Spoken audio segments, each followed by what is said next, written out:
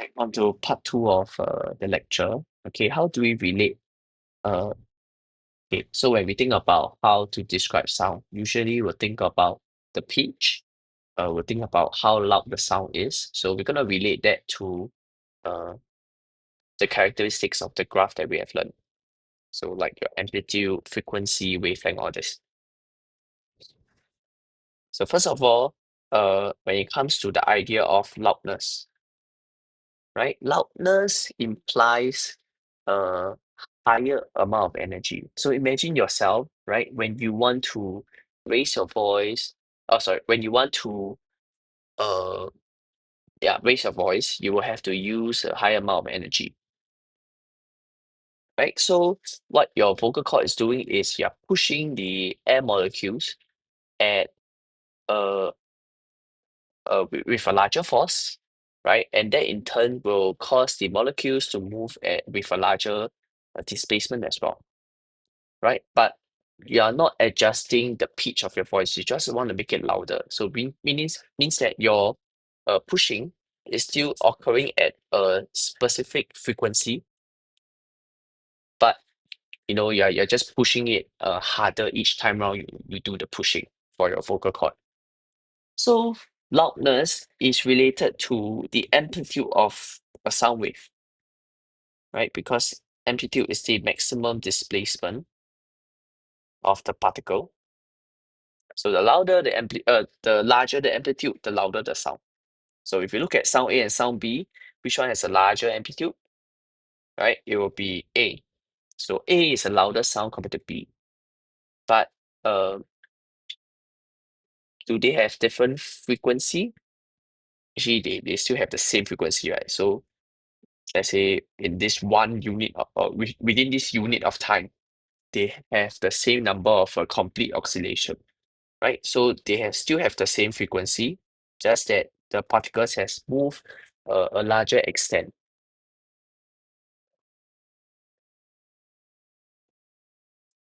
Okay, next one. Pitch and frequency, right? So when it comes to raising the pitch of your voice, like if I want to speak louder, oh, sorry, not louder. If I want to speak higher, right?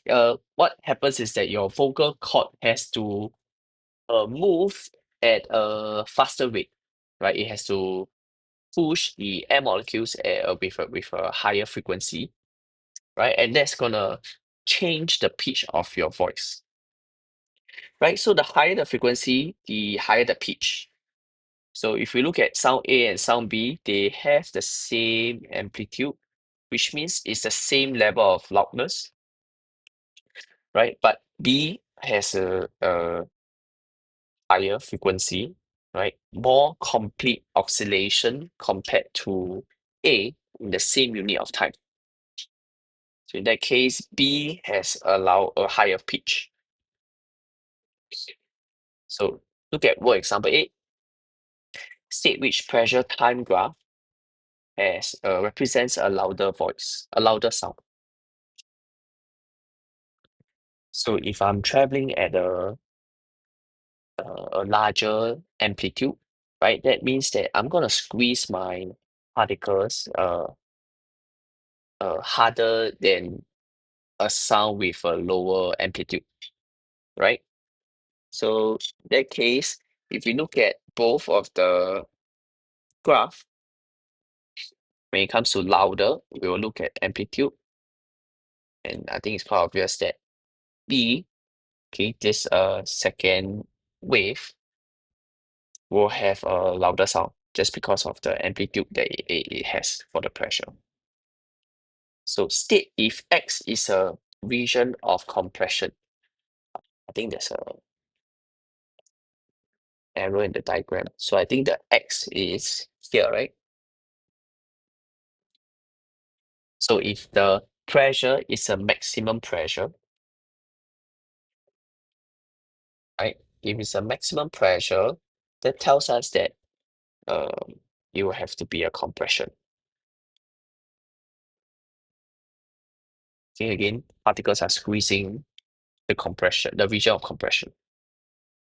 And draw a sound wave that have the same loudness, which means I want the same amplitude. but higher at a higher frequency. So increase the frequency. Okay, so if I were to calculate this A, right? Yeah, this A.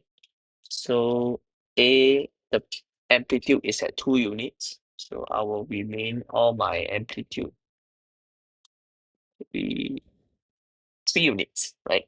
If two is the reference. Okay, so maybe I'll put at 3 units. 1, 2, 3, yes, 3 units. So this is the reference for my amplitude. This is the reference for my amplitude.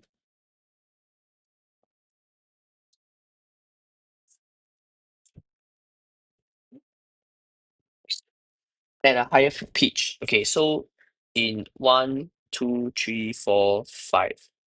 No, sorry, 4 units of the time, it generated one complete oscillation.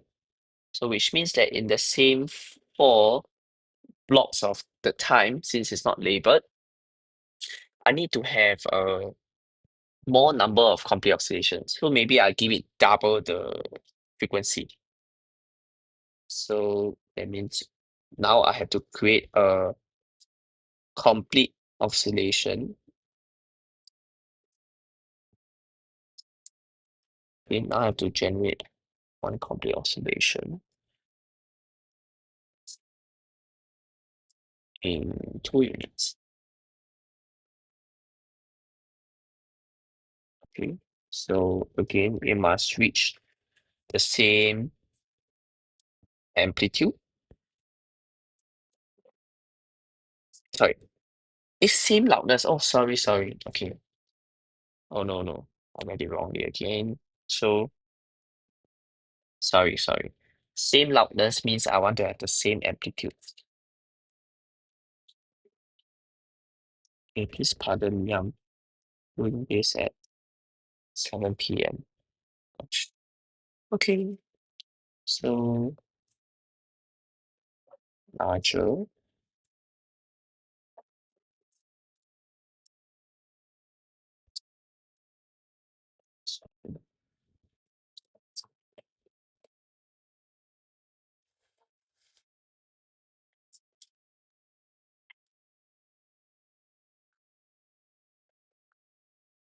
Okay, right. Same loudness, same amplitude, but higher frequency. So I'll repeat that again.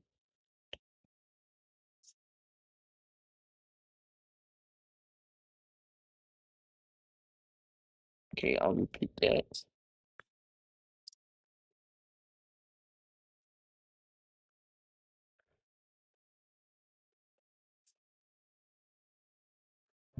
Yeah, okay, I think how many to be? 8, 9, 9 minutes. Okay, can. Right. I mean, you can go on, but the idea is there. You have a higher frequency now. Okay. Again, in that 4 units you have generated instead of one, right? In the previous one, it's only one complete oscillation, but now I've generated 2. Okay. So therefore, I've met the criteria, maintaining same loudness.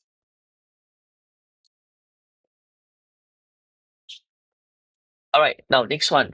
Now when it comes to sound, right? Now the human ears can only hear a frequency of 20 hertz to 20,000 hertz. So this is our typical audible range. Of course, your ears will different people will have slightly different audible range, because of age, because of your genetics.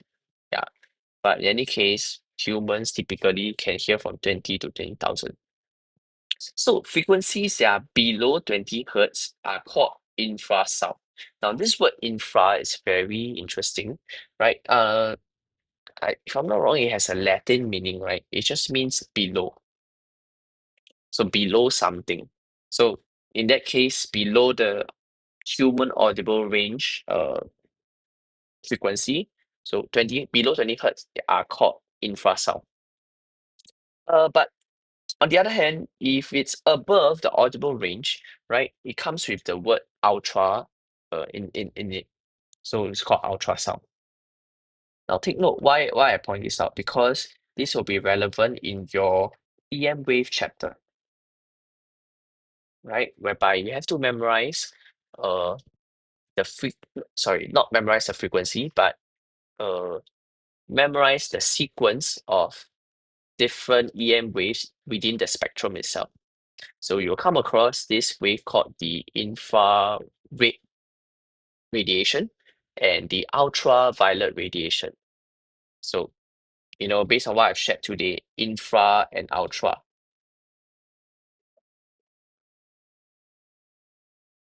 Okay, so infra has a Latin meaning of below, ultra has a Latin meaning of above or exceeding, right? With this, so I relate how, why the word infrared and ultraviolet, the name come about.